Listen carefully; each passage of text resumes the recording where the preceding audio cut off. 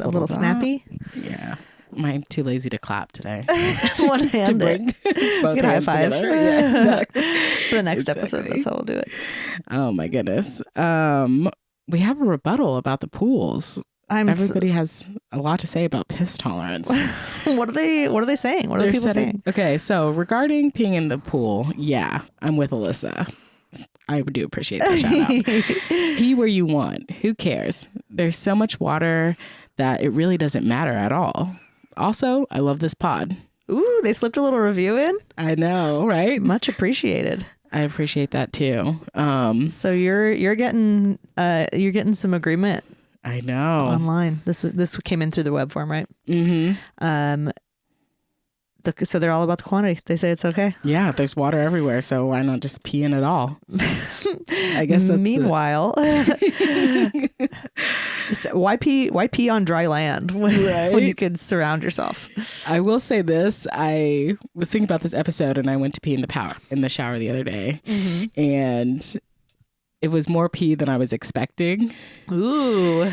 And I felt guilty for the first time. Really? I was like, this is too much pee to pee in the shower. You were feeling it around your feet? Yeah. I was like, this is a little too much. It wasn't just a little tinkle. Yeah. I thought it was just a little, we'll be done with it down the drain. And I was like, no, this was a pee for the toilet or a pool.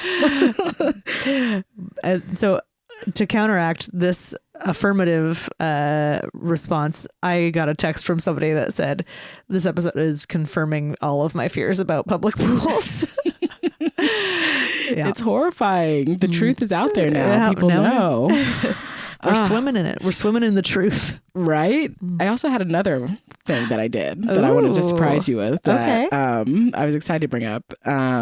And before I go into that, though, Is This Normal? Good call. The podcast where we discuss people's quirks, queries, confessions, and decide if they are normal or something completely different. I'm Alyssa Yeoman. I'm Erin Ingle, and I can't wait to hear what Alyssa has to share. Yeah. I attempted to fix old bread. Oh. By retoasting it in the oven. I had some old garlic bread that I gotten from It's Greek to Me, great restaurant. We're not sponsored by them, but I do want to put them out there if you're ever in Tacoma to go there. And the bread had been sitting out on the counter all night, and I was like, okay, I want this garlic bread again because I didn't get to really partake in it. Okay, wait, can you pause and describe the bread to me? It was flat. They did like a thick layer of like garlicky, buttery Is it like kind of like a loaf, or is it more like a thick flatbready type? I think it came out of a bigger loaf. Okay, great. Is the vibe I got from it. Like a French bread. Got you. Sliced up. Okay. Sliced up. Sat on the counter. I was like, I want to eat this bread still because it was so good fresh. I was like, let me try to revive it. Put it in the toaster, or put it in the oven, not the toaster, because it already had stuff on it, so I didn't want to put it in the toaster. And I will say it worked to an extent. Okay. Scientifically. To an extent. So it warmed it up. It warmed it up. Which we just agree is pleasing. Yeah. An improvement. Which was a part of it. I do feel like it made it less, like, it wasn't as crunchy as it would have been if I just tried to eat it dried out. Okay. Like where it was. I can imagine that like sort of sandy crumble that's going on. Exactly. Yeah. So I do feel like it helped like kind of reinvigorate the texture a little bit. But yeah, it kind of gave the bread a weird look. I was going to say, I feel like there's a butt coming. Yeah. Right? Because I bit into the bread and like the middle part of the bread was like very white, like it had never been touched by a toaster, which could have been the problem of the restaurant, right? Like they never really fully got it nice and toasted superficial all toasting the way through. Which I don't think I would mind. I think a soft middle with a toasted outside, I think I would be all right with that. Yeah. But I found it off-putting on the retoast. Because now then it's double. Like, exactly. Yeah. Extra crispy on the outside and rare on the inside. Yeah. You did a bread sear. I did a sear. I did it. Okay. So, but I do agree that it fixed the bread to an extent. So it improved it from countertop day old bread. Exactly. Okay. So I'm so glad to hear.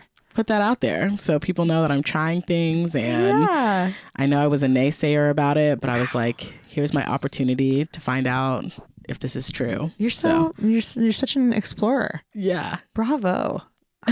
Now I'm trying to think if I have anything like great to share, but I mean, just been barreling through the world, and not learning at all. Currently, I don't know if you can hear it on the pod, but my baby's crying downstairs. Yeah. So if you're hearing something strange, that's what that is. Someone's taking care of him. Don't worry about it.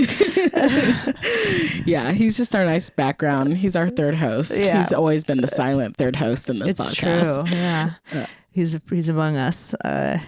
Well, shoot. This is a big development. So wherever our listeners are standing on peeing in a pool, I hope you're getting into a pool or a body of water because it's kind of starting to get summery. Yes. And I'm loving that. Let us know if you're pissing out there. We got to know. I mean, what's the scale? Yeah. Would you pee in a lake but not a pool? Would you pee in an ocean but not a lake? I want to know all of it. Yeah. Do you announce it if you do it? Do you just go back to shore? Nobody knows better. Yeah. I wanted to do a little summer facty here from I think this is an old live show submission that I really like. Okay, yeah, let's do it. Let's hop in. Okay. I spent the better half of last summer. This is the submission. So is this normal? I spent the better half of last summer Googling facts about armadillos during my downtime. You ever Googled an armadillo? I've Googled an armadillo just to refresh myself on how they look. It's good to remind yourself. Because they're crazy creatures. They are. In that little hard shell, the little Bowsers or something. They are. I have Googled them, but I don't know a lot of facts about them. Nor do I. I'm like, are they a rodent? Are Probably. They got funny little faces like a little rat? Yeah. Kind of a radish tail. Marsupials? Are they more like a lizard? Something like a reptile? Yeah. A hybrid. Gonna have to Google it. I know. This might be what gets us into facts about armadillos this summer. Because they're nowhere, they're like Southwest U.S., right? Right. And Mexico, maybe. You can get an armadillo. Yeah, we don't have them up here, though. No way. Never seen one, I don't think, in real life. I would love to meet one. I would love to touch one. I love the submission because it's so wholesome. Like, I definitely get into like Googling spurts or like, when you're kind of on a topic, spiral down those holes or whatever. Exactly. That's what I think. I think that despite it being specifically armadillos, I think this is a very normal thing to go like on a deep dive. Exactly. Maybe not for a whole summer, but that's a long time. Maybe usually an afternoon, and then I'm good. I'm like, I got all the information needed. It's all locked in, and I know this forever now.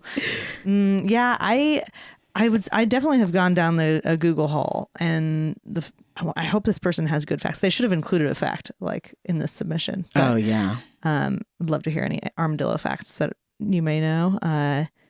The last thing that I did this about was to just try to like make myself vaguely less ignorant, and I during like deep quar, to use a Yomi word, during deep quar 2020 I downloaded a like geography game, like a world geography game that went continent by continent, and you could like I try to identify the countries on the map and like or by their flag or like various other things. Oh, nice. That was my attempt at educating myself, and I would say I remember about a third of the countries in Africa specifically. Like that's how far I got was Africa, and I learned a lot. Not much stayed though. I've got like the seaboard maybe. Yeah, I was going to say this submission sounds like a deep core activity. Oh, very true. Yeah, I feel like it has that vibe. Just the subject matter and the time spent. I'm trying to think of what I was into. I think I got really into meditation for a while during quar, which was nice. Yeah, that was a good helpful one. I probably should have kept. What a silly little thing. Exactly. Oh yeah. Ooh. Yeah. It's been a minute since I've meditated. Some app was doing a free thing, and I was like, oh, I'm gonna meditate every day. That was like a good. I had some good habits during quarantine that I'm like since have like let go of. Yeah. Yeah. I ran. Who was she? What? You were running during quar? Couple times, couple mornings, couple cool mornings. Yeah. It was just, people were like we're desperate to get out. And as I mentioned in a recent episode, started playing pickleball, and that's me and you are going to have a pickleball date. Okay. Yeah. That was something I wanted to remind. Yeah. But this one, what did we feel? I mean, it's kind of falling for normal for me. I do feel like the armadillos part is a little bit special. Yeah. But I think as a whole, this is such a normal, wholesome thing to do, you know? Absolutely. I think normal, wholesome, and, you know, self-improving, really. Just exactly. find something, get deep into it. Now you're the person at the party that knows all about armadillos. And that's pretty cool. Not everybody's going to see it, but it's pretty cool. You might not be appreciated in your time, but your legacy will stand strong. Exactly. It'll live on. All right. So we'll give the armadillo Googler a solid special. Or sorry, a solid normal and wholesome. Yes, normal and wholesome. Okay, this one. Is it normal to drink White Russians in the summer or ever? Ooh. I like that they asked specifically about the summer. That means they know someone who's drinking White Russians in the summer. And they were judging them. Yeah. And if you don't know what a White Russian is, I can't remember what the spirit is in it or the liquor in it. Vodka, because it's Russian. Yes. Yeah. It's vodka, milk, and something Kahlua? that makes it in Kahlua, because something sweetens it a little. I've only had one White Russian in my life. Really? And it was in San Diego, famously sunny. Just a warm day. Yeah. And I don't know what compelled me to order it. I was at a hotel bar. This was in my era where I was also like redheaded. Whoa. I had copper hair. I was a different person. And that was the only time I ordered it. And I was like, this is a gut bomb. Can you be adding lactose plus alcohol? Like, oh my gosh. It's gurgling on the way down. That's very, very my true. Experience. It baffles me that the milk or the like cream or whatever doesn't just like turn as soon as it goes into the glass. I spent a lot of my life just like vehemently opposed to any milk alcohol combination. Like I was like, this is inappropriate. Why would you do this? I'm like trying to think if there's some other like combos, but then you know what happened in the world? What? They started making boozy milkshakes. They out there at like swanky burger places. I don't know if I've ever had one, but I'm not opposed to that idea. Okay. So you've gone back on your anti-milk I am. I'm like, stance. now I get it. Yeah. Okay. And I wouldn't really order. I probably wouldn't order a White Russian in the summer or ever. Yeah. To follow their phrasing here, but I get it. It's one of those drinks for people that don't like the taste of alcohol, I think. Yes. Right.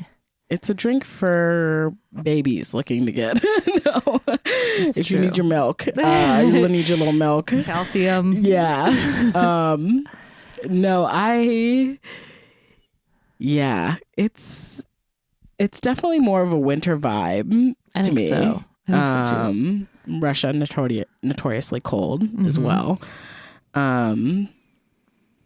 Yeah. In the summer, I'm like either cracking a cold beer or maybe having a nice fritzy citrusy cocktail or a hard yerba mate should the opportunity arise.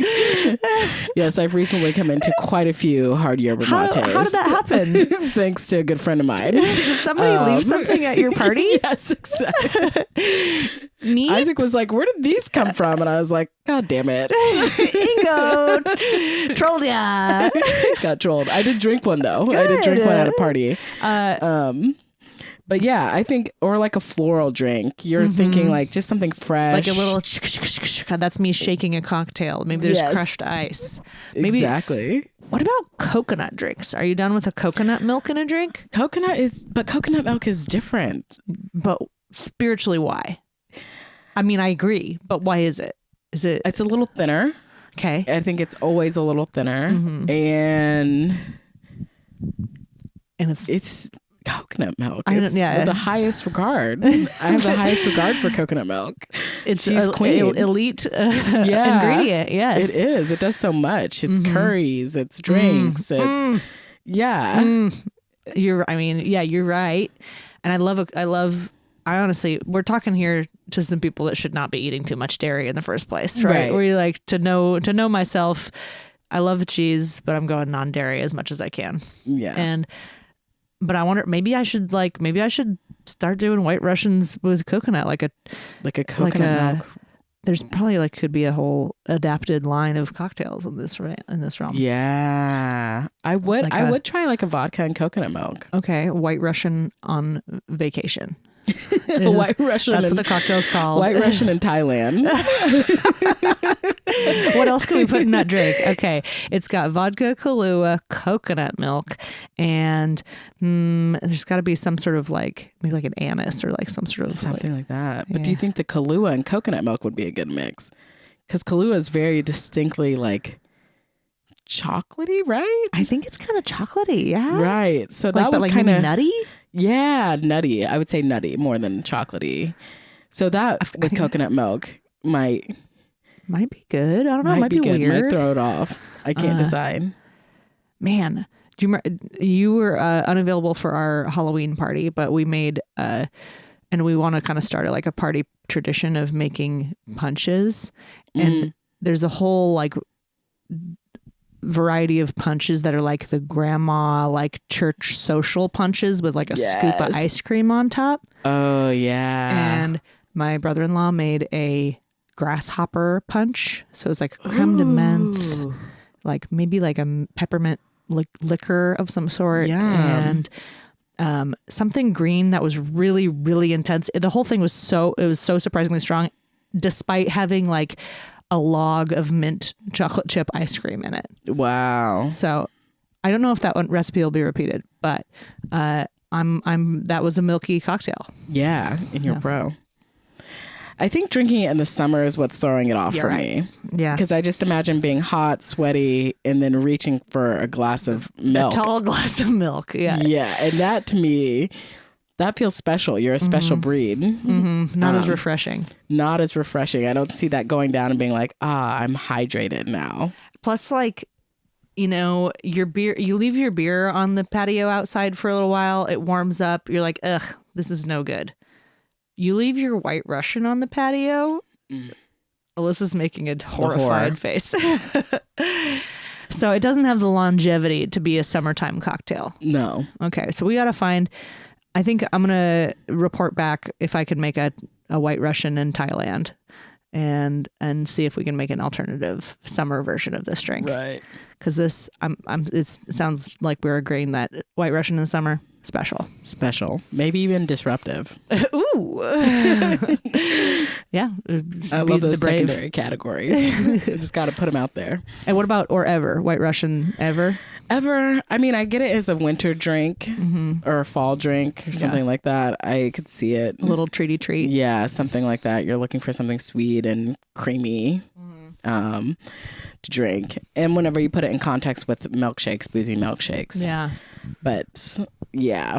So I think sometimes it can be normal, but I think this person's really shocked about the summer aspect. Yeah. So yeah, we'll have to go special. We'll give them that. That's quite special. Beautiful. One more? Our final one. Okay. A web submission from a listener here. Okay. I learned that the thing about gum staying in your stomach for 7 to 10 years is a total myth and never looked back. I swallow gum when I'm done chewing and basically chew a piece after lunch every day. It's worse for the environment to spit it out or throw it away, so I swallow it. Sue me, cowards. Wow. Strong words at the end. Yeah, it is. Are we the cowards? I know. Are we the cowards in this area? I don't know. Oh. We won't sue you for this. No. You're not liable for what you submit. Yeah, we did submit it to our legal department and they were like, you can't sue for this. Yeah, so we ran it up the chain. Yeah, exactly. So wow. What do you, it's a myth, right? It's a myth. This is the first time I'm hearing it's a myth. Oh, it is. Yeah. Okay. I've heard it before, and I kind of like, I think I accepted that it was a myth as much as I accepted it was a fact, which is I'm like, okay, like sure. But this person was like, gum is food now. Exactly. Mm-hmm. And I get why it's bad for the environment to spit it out. I never thought of that perspective. Nor did I. Because I'm like, I guess it doesn't go anywhere and it just sticks. And yeah. Sometimes I think about like spitting it out on the street and letting a tire pick it up, and I'm like, that's probably good for that tire. Right. But usually I put it in a little like piece of trash, and then that sits on my dashboard, and then eventually when I clean out my car, I throw that away. Yeah. I throw it away. Yeah. Throw it in a bottle,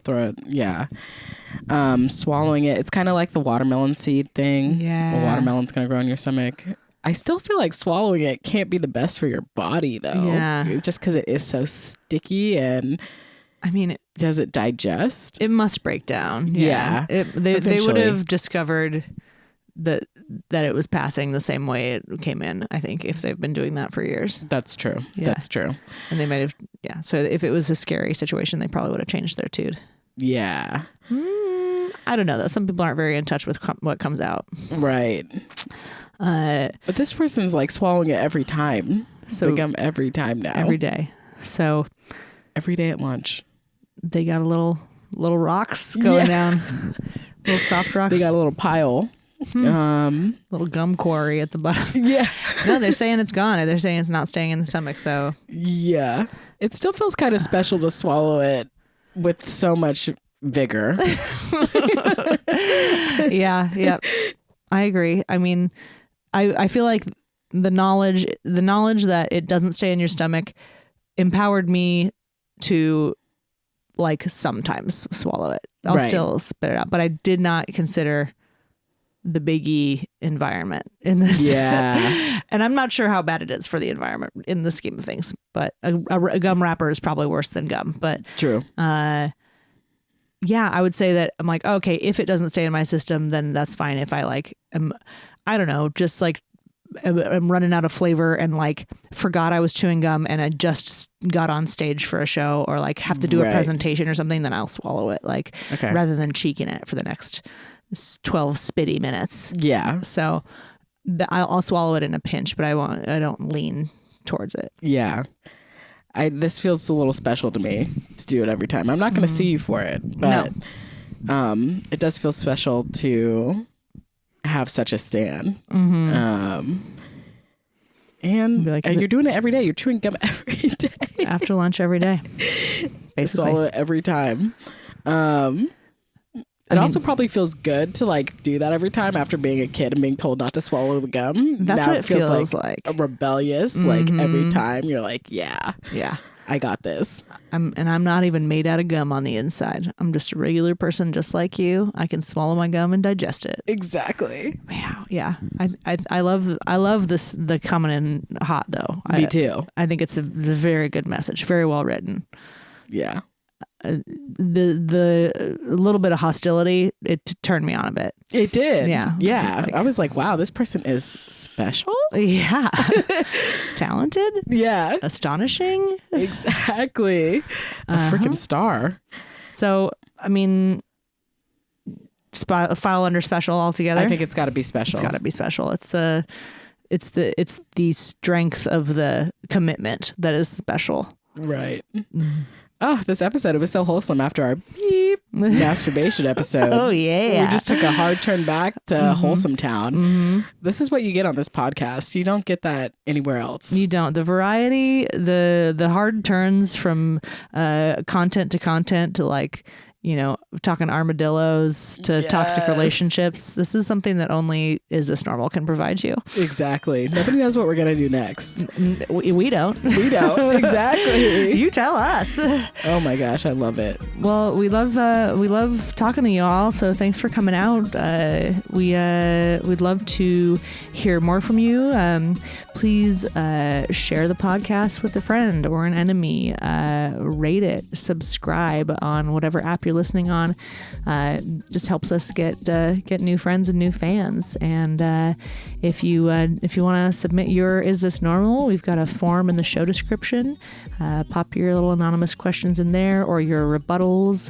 Tell us what you spent your summer Googling. We'd love to hear from you any old time. But until next time, you're special. You're normal.